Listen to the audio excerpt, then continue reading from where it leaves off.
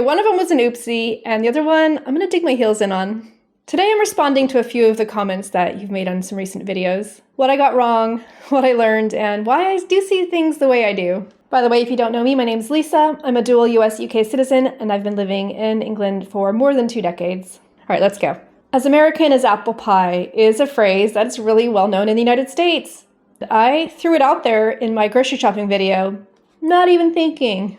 And I got a lot of comments back and a lot of people liking those comments, so I know it was a hot topic.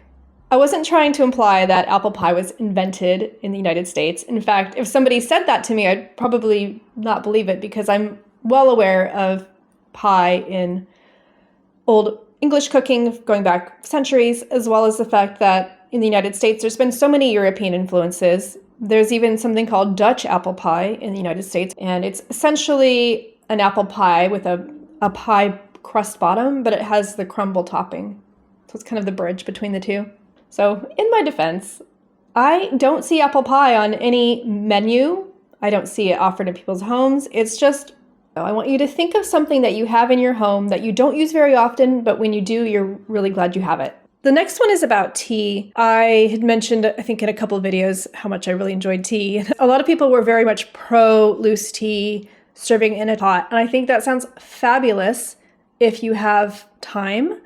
I'm coming from the point of view where I'm maybe at an office or I'm at home and just maybe trying to grab a tea between meetings, and there just really isn't time to mess around with loose leaf tea.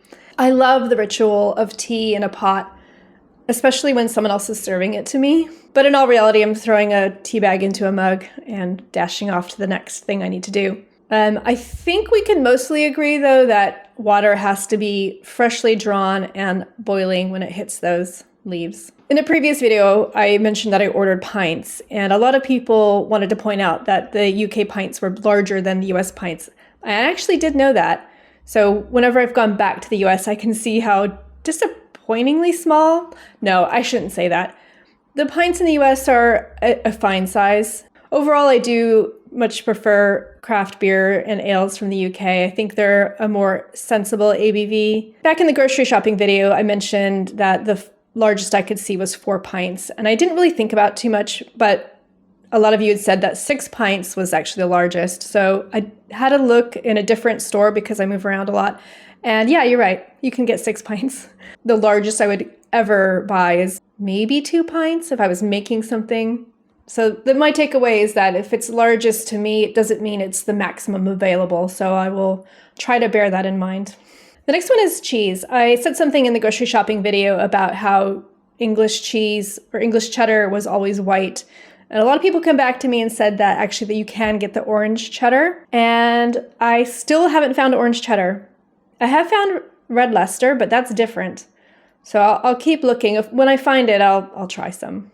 The next thing I said that got a lot of comments was that I had mentioned public transportation and that, normally you wanted to not make eye contact and not try to make too much noise and that type of thing. What was interesting though, well, okay, first of all, I said public transportation, which I realize through comments that that's incorrect. You're supposed to say public transport. So I have to say, I sound American, and I most of the time will use British words, but occasionally I'm code switching if I'm speaking to Americans or something like that. You're welcome to point it out. That's fine if you do it nicely. But I did make a mistake by not really thinking about public transportation in more rural areas. I have ridden buses in rural areas, and the bus to the nearest decent sized town was twice a week. And it was really honestly like being on a coach holiday. Everybody pretty much knew each other, and it was a very different feel. We're going to talk about air conditioning next, but first I'm just curious what your home cooling setup is. But I'm just curious if you are, number 1, you have no AC and you're just relying on windows being opened. 2, if you're adding fans to the mix. 3, if you have a portable AC just for the heat waves. Or 4, if you have a full AC system set up and ready to go. Let's talk about air conditioning, probably one of the most controversial ones, aside from apple pie.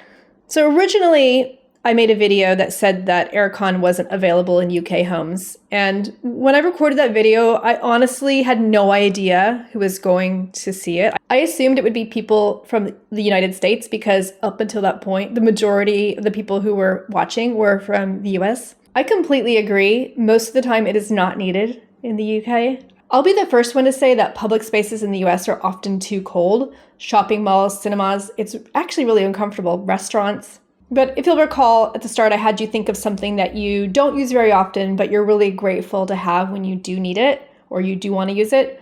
So in my mind, another analogy for air conditioning are things like a first aid kit or a pressure washer or even fairy lights or Christmas decorations, things that you don't need year-round, but you do use them.